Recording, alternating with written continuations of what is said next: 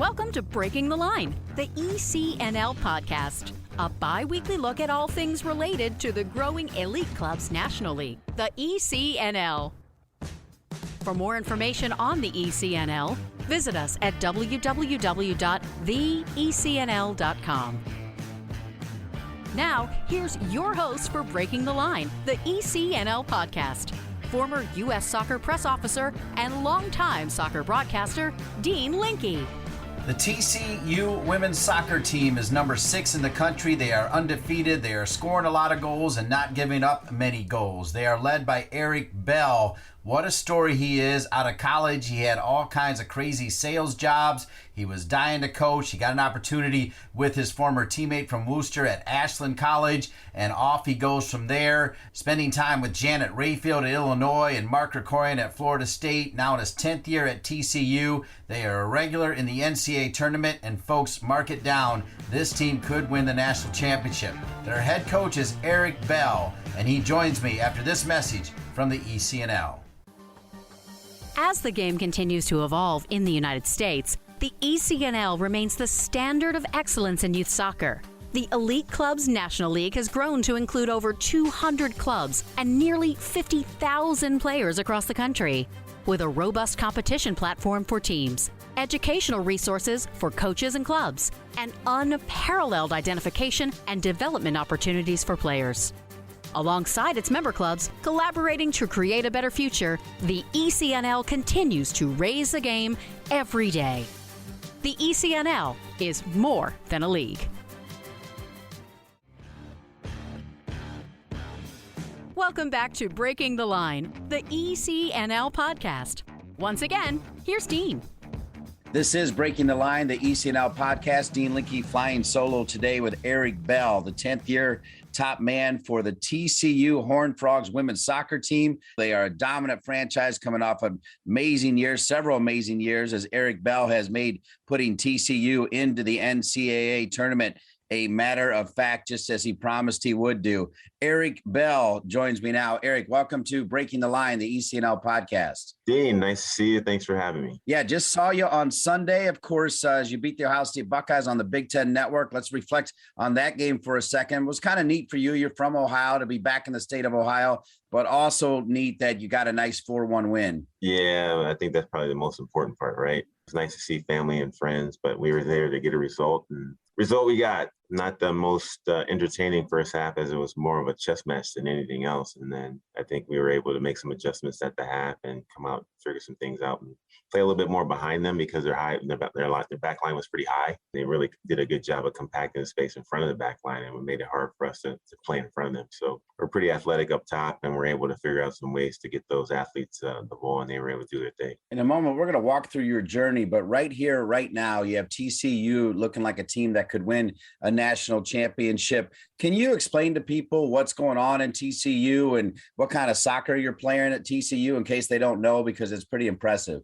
Thank you. We try to knock the ball around. We want to value the ball. We pass the ball a lot, and we probably average around a little over 500 passes a game. Obviously, it's a possession with a purpose, and we want to score goals through our possession. And we've been able to do that without giving up a whole lot of goals as well. We've only given up, I want to say, 3 in our 7 games, and we've scored like 22, 24, something like that. So I think from that standpoint, we're in a good spot, and that's where we're at right now. We're able to knock the ball around with the best teams in the country and win some games in the process of doing it. Coming off a strange year because of the pandemic, but yet a great year for your program, taking down the regular season title and getting ready for the NCAA tournament. Can you walk us through how you managed last year? Last year was really hard. I thought that going into it, we thought as a staff, we needed everybody on board. What I mean by that is family included. And so prior to the season last summer, we had a big team Zoom call with not only players, but their family members. Spoke with them about, we needed everyone to be on the same page. And I know the COVID protocols are really stringent, but we needed the parents to be on board with those as well. Thankfully, throughout the course of last season, we did not have one positive COVID case throughout the course of the season. So that was major. And I think that helped us. We only played 1 game a week. I think also helped us focus in on the teams that we needed to play, that we're going to play. We were able to get into a nice little rhythm, 1 game a week, and were able to win more than we lost. So, Eric, because of your youthful good looks, it's hard to believe that you spent a lot of time at Illinois with Janet Rayfield and then more time with Mark Krikorian, two of the legends of the game in so many ways. And now in your 10th year at TCU. So, like I said, you probably started when you were 12. But can you talk about what you learned from both of those coaches? If anyone tells you that Janet Rayfield is a bad person, probably you need to strike them, because I think she's probably one of the most genuine people in the world and a great mentor to me. And I learned a lot, about how to build a team there. And I had some great years there. I think with Mark, obviously, having been with him more recently, his attention to detail is second to none. And his player management is second to none. And I think those are the things that I took away from both those great people as I look to run my own program here at TCU. As you break down your bio, one of the words that comes up around Illinois and Florida State, and that would probably be obvious around TCU, but now that you're the head coach, you probably have other people helping you with this. But one key word is recruiting. And this is Breaking the Line, the ECNL podcast. So I'm assuming the ECNL was an important part of that. We'll get to that in the next segment. But what is it about recruiting? Sometimes for people, it's like, recruiting. Other people, it's like, yes, recruiting. I feel like it's the latter for you. What was it about recruiting that you knew you had a special quality, a special talent to handle that big job? I don't know. I do enjoy it, and it is a fun game. I think, not to toot my own horn, I think I have a pretty good idea of talent identification. I think that's, I think anybody can do that, right? And you can walk onto a field and say, oh, this kid's pretty good. But the hard part is then obviously getting them on campus and getting them excited about the university where you're working. And I think over the course of time, I've been able to do that at a pretty high level. Fortunate enough to be able to have a sales background. So I think that helps me, but I'm not a salesman. It's more of, I'm more matter of fact. And I show them what, we have to offer here at TCU. And, I think that everyone that comes here on campus, at the end of the day, they're going to like the school. More importantly, probably love it. Then it just becomes a matter of if it's the best fit for them. And, hopefully we've done our due diligence in vetting out these kids prior to them coming here to where we think it's probably going to be the best fit for them. And typically it works out for us. Tell me a little bit about that sales background. Did you do sales right out of college, or when did you do a little bit of sales? I did. My first job out of college, I sold copiers. And it was the hardest job that I've ever had to this day. I did that for a year and I sucked at it, but I learned a lot. And then I got into selling health club memberships at Bally's and Bally's Total Fitness. And I did that for about a year. And then I sold, I'm going to date myself here, but I sold long distance for WorldCom after that to businesses.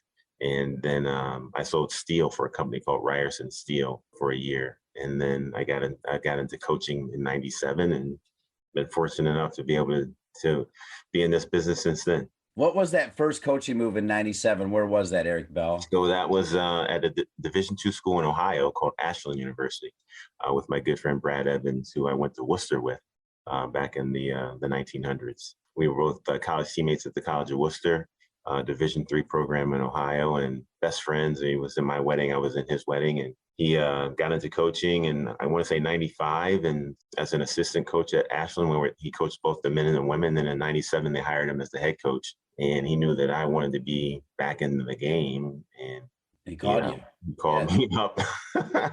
He called me up, and I was like, "Yep, I'm coming."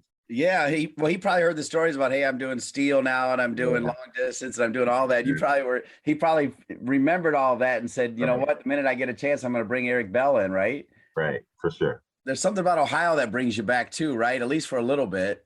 Sure. Yeah, it was home, and I was living in Minnesota.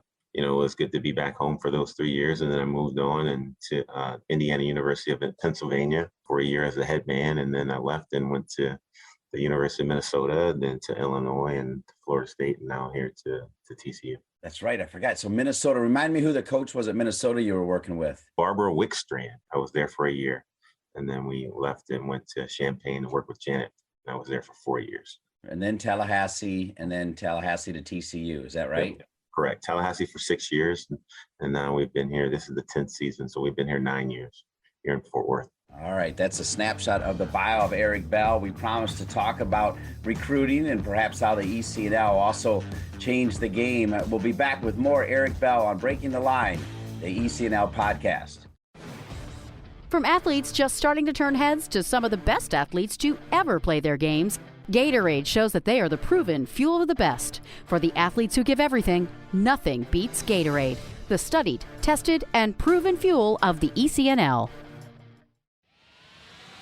Nike is a proud sponsor of ECNL Girls. Nothing can stop what we can do together to bring positive change to our communities. You can't stop sport because #you can't stop our voices. Follow Nike on Instagram, Facebook, and Twitter.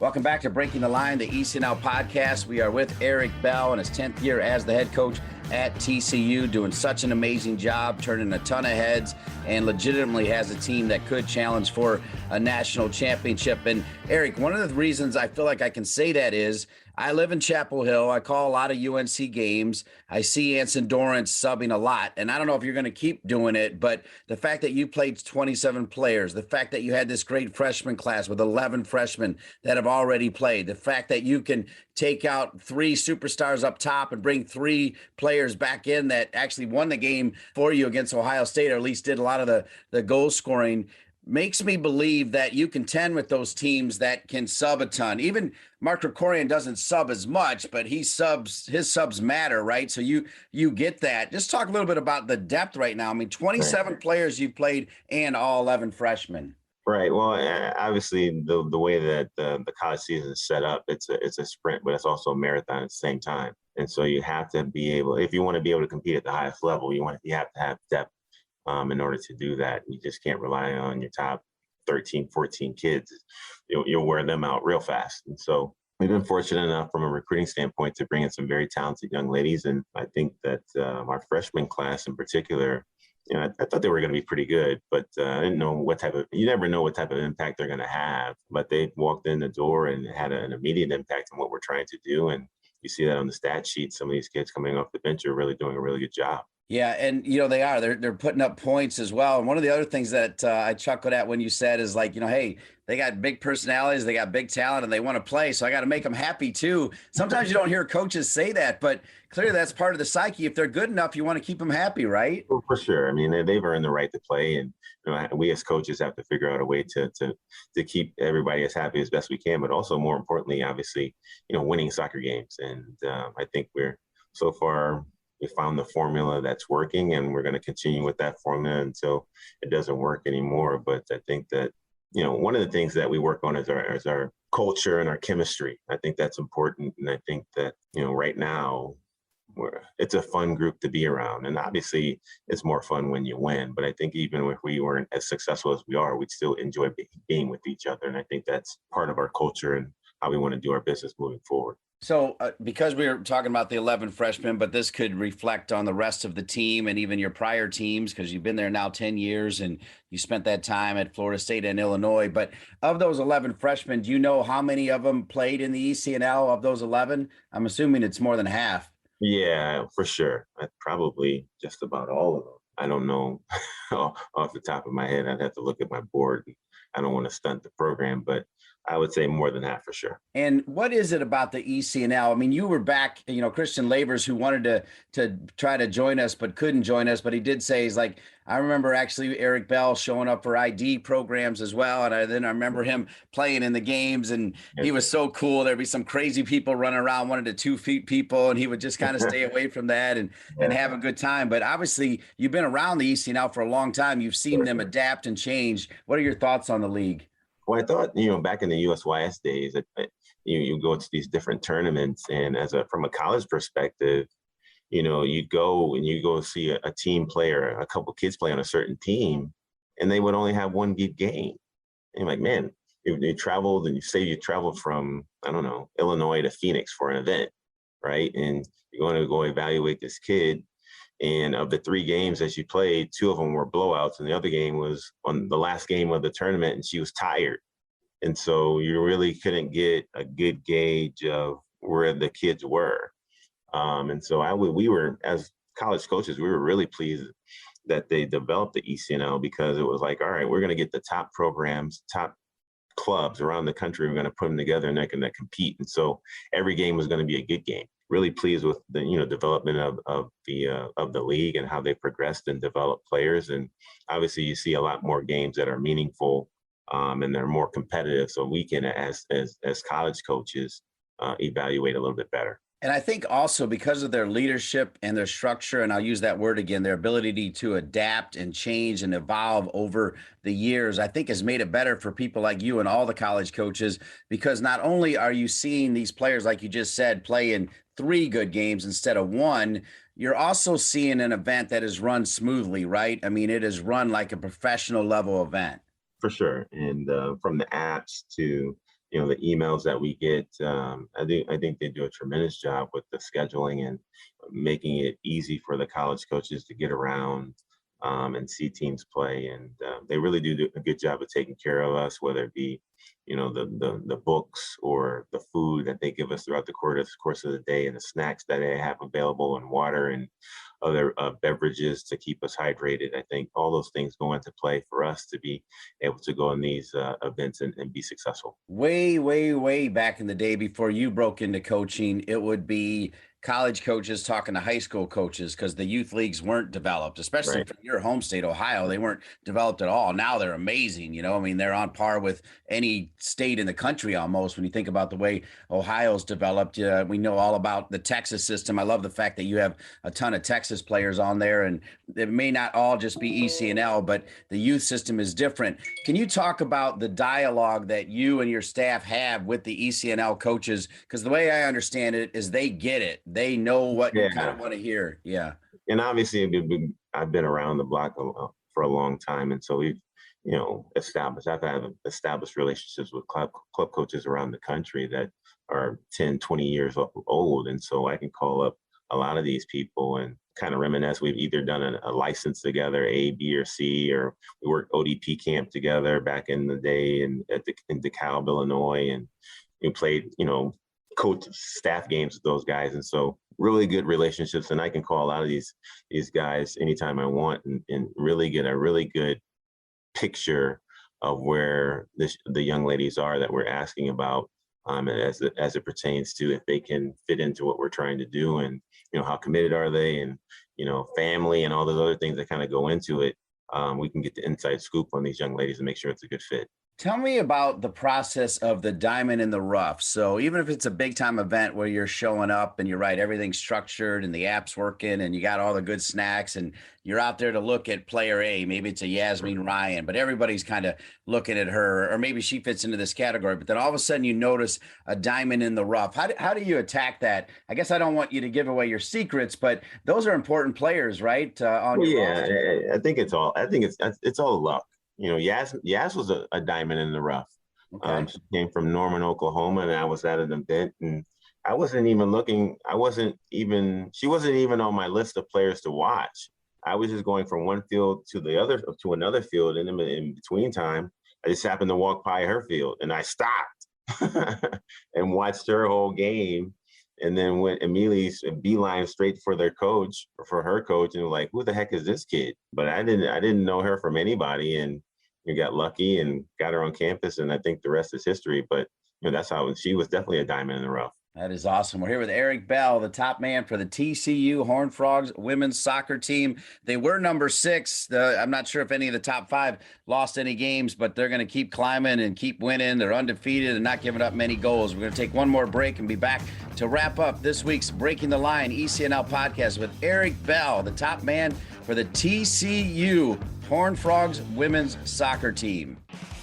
Soccer.com is proud to partner with the ECNL to support the continued development of soccer in the U.S. at the highest levels. We've been delivering quality soccer equipment and apparel to players, fans, and coaches since 1984.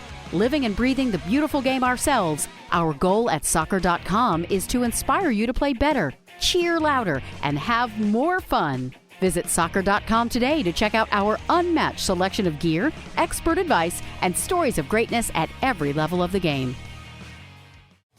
ECNL Boys is partnering with Puma for the 2nd year, driving sport forward with the leading products and the next generation of pros who wear them. Puma has proven themselves as the fastest sports brand in the world. the fastest innovation, the fastest players, and the fastest products in the game. They're the perfect partner to complement the speed and talent of our teams. In keeping with their mantra of forever faster, Puma introduces the world's fastest boot, the Ultra. The only boot engineered for speed, the Ultra combines a woven upper with a lightweight outsole for direct forward motion, speed, and acceleration. It's the best in the game, designed for the best players in the game. Final segment of this week's Breaking the Line, the ECNL Podcast. So pleased to be joined by Eric Bell, now in his 10th year as the head coach of TCU. They are undefeated to start the season. I just saw them on Sunday beat the Ohio State Buckeyes. Had the great honor of calling their games in the NCAA tournament, including that penalty kick winner over Virginia last year.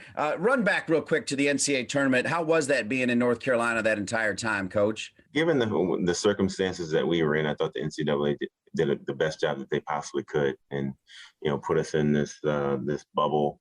We were playing here every 4 days, and for the most part, I thought they did a really good job. It was hard, having to go through all these different protocols with the testing and whatnot, and still trying to stay mentally and physically fit in order to play these big time games that meant a lot. And so, hats off to the NCAA, hats off to all the student athletes, staffs, coaches, medical staff, more importantly, for being able to pull that off. And, it was fun. It was fun. It was fun. It was as fun as you could possibly make it, given the circumstances. Because your story is so awesome with all those sales jobs, and then it's always good to know somebody. They knew that you wanted to coach. They get you that job, but it was coaching women. How much experience had you had coaching women before taking that job at Ashland? None. We coached both the men and the women there. To be fair, I was there for 3 years, right? And we coached the men and the women all 3 years that I was there. And I got kind of burnt out, to be fair. If you can imagine, like the preseason, instead of 2 practices, we had 4 practices a day. And then during the course of the regular season, we had 2 practices a day. Plus, when we played, it was double headers. Top of that, I was coaching a club team on the side to make ends meet. So I traveled to Cleveland, drive an hour, practice for an hour and a half, and drive back an hour to get back to Ashland. And then in the summertime, I wasn't making any money, and I wasn't on contract, and so I was I was working anybody and everybody's camp throughout the course of the summer, and so I got burnt out. And so this opportunity happened where I was able to go and be the head coach at IUP in Pennsylvania, and I took it, and I was on the women's side, and I've just been on the women's side ever since. What is it you enjoy most about coaching women? Because, not to be a sycophant, but I just get the sense from watching you and having that game against Ohio State and then seeing you at the NCAA tournament up close and personal that they really enjoy you, and I can tell that they're really playing for you. What is it about coaching the women that you like so much? Well, I think that there's a couple of things. I think it's easier for them to come together. With guys, it's always about, show me first. And with women, it's more about, all right, I hear you. We'll try this and see what happens. I think that it's fun. They're fun to be around from a camaraderie standpoint. I think they're more apt to listen initially, as opposed to guys, again, with, guys are like, all right, I'm gonna test this guy to see if he's really what he thinks and who he thinks he is. And I think with women, I think they're more apt to trust right off the bat. And so we have really good relationships with our players, and we have fun, and we get serious as well when we have to, and really enjoy our team right now. We're in a really good spot. I also think with women, and I think the ECNL, granted, this is the ECNL podcast, so of course there's going to be that slant, but I do feel like with the way the ECNL has developed over the years, it's made college soccer, with so much parity, where TCU can win a national championship, right? Santa Clara, after 20 some years, can come back and win another one. It's not the same old teams anymore. Sure. And I feel like the way the ECNL has developed these players, that's why. The talent pool is definitely larger than it used to be back in the day when Anson was taking all the top kids and there wasn't anybody else left to pick. The talent pool is much larger, and you can have a school like us, or Santa Clara or Georgetown have opportunities to compete for national championships on a given year based on the talent pool and obviously the coaching and whatnot.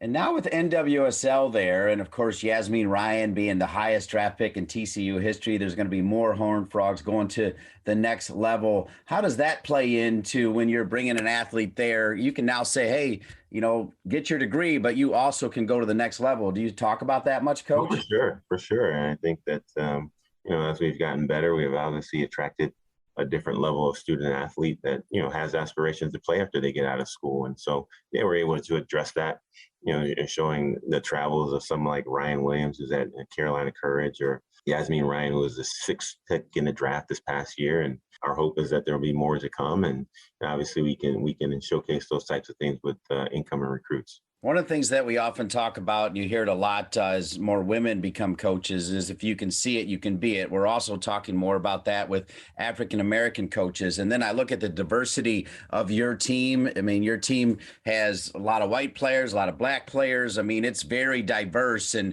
I think because of that, they play really attractive soccer. But how important was that to you, or did that never matter? No. That's important to me. I mean, I think that diversity is important. I think that for the biggest reason to me is, I think college is an opportunity to really find yourself, but also to learn, right? And I think that the more diverse we can have our environment, the more people see different things, right? And see things, see cultures, hear stories about people's experiences. I think those are very healthy.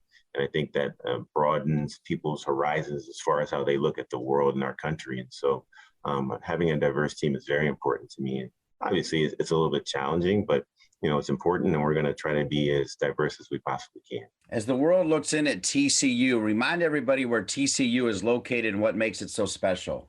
Well, I think that, it's in Fort Worth, Texas, which is part of the Metroplex, Dallas-Fort Worth. You fly right into the DFW airport, and we're 20 minutes away from the airport. You get the best of both worlds here, right? You get this big time athletic component. We're the second to the smallest Power 5 school. Small school is Wake Forest, and we're the next to small. So we have 10,000 students on campus, but you have this huge athletic component, the football and the basketball and all these other sports, baseball included, that have done very well over the course of time.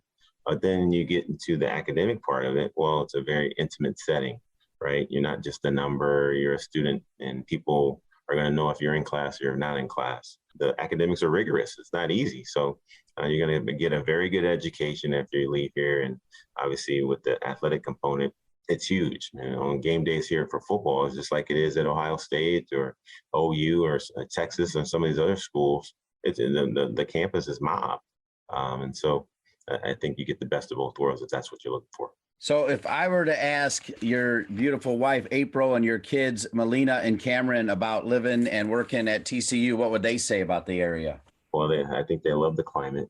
I think that, Fort Worth offers us an opportunity to do a lot of things socially, whether it be restaurants, different sporting events, concerts. I'm big into concerts. And so having the opportunity to go and see live music is huge for me and our family. So those are things that this place offers us, and a lot of things to do here. As we wrap up our time here, just a couple more questions. Tell us your goals for this year as you put them up on the board. I'm assuming it is to win the Big 12 regular season. Do you guys do a tournament in the Big 12 too? We do. And we do a Big 12 tournament. And last year we didn't have it. And so we're looking forward to having it again this year. And obviously we want to take one game at a time, Dean. I think that, our overarching goal is to compete to win national championships.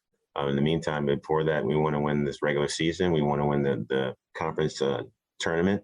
But more importantly, we want to win the next game. And the next game is against Pepperdine. We want to win that game. And then we'll take a look at whoever I think conference play starts after that. And so obviously the stakes are a little bit higher. So we were just focused on beating Pepperdine at the moment. So as you're doing that, you still have an eye on the future. So you're starting to look at the juniors this year playing ECNL, and then of course wrapping up that senior class. I mean, there's always that eye forward, right? When is that going on? Even like right now while you're sitting there? Okay, tell me about that. For sure. We're always talking about recruits. We're always talking about, whether it be transfers, looking at kids coming in at semester.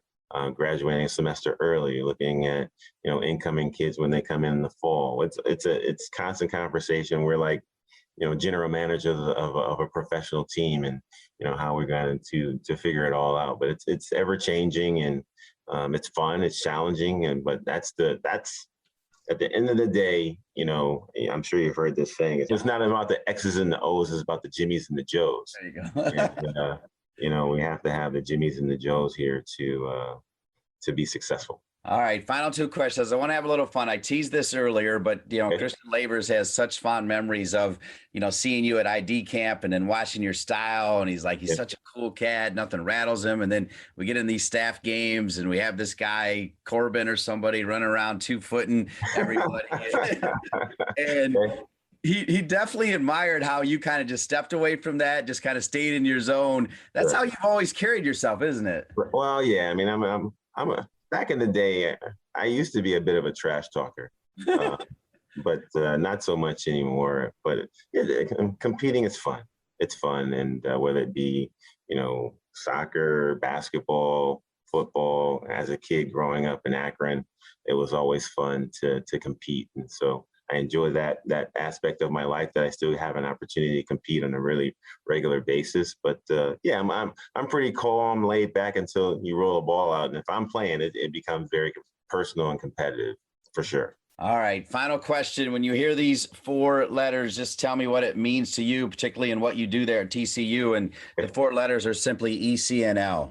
Well, I think it's organization. I think it's preparation. I think it's leadership. Those are the words that I think about, and then it's a class act. Really happy for those guys, and I'm proud of those guys for what they've done over the course of the time, and they've developed some very good players over the course of time that are in our national team system right now, and I'm sure they'll continue to do that. But we're really proud of the work that they've done and the development that they've done over the course of time for players, and we're looking forward to recruiting more and more of their players as we move forward. I know I speak for them when I say they're also super proud of you and what you're doing there at TCU. Eric Bell, congratulations. Good luck the rest of the season. Appreciate it. Yeah. Thank you so much for being our featured guest on Breaking the Line, the ECNL podcast. Happy to help and happy to speak with you whenever. And I'm always happy to speak with Eric Bell. What a big-time talent. His TCU women's soccer team is a big-time program. Keep your eye on the Horned Frogs women's soccer team. I want to thank all the great people at the ECNL, including Andrea Wheeler and Jacob Bourne, as well as Christian Lavers, Jen Winnegold, Jason Cutney, and the entire crew. I want to thank our producer, Colin Thrash. For each and every one of them and all of you, I'm Dean Linke. We'll see you in 2 weeks for another edition of Breaking the Line, the ECNL podcast. Thanks for listening to Breaking the Line, the ECNL podcast. For more information on the ECNL, visit us at www.theecnl.com. And if you have a suggestion for the show or a great idea for a guest, please email us at info@theecnl.com. Breaking the Line, the ECNL podcast is an ECNL production.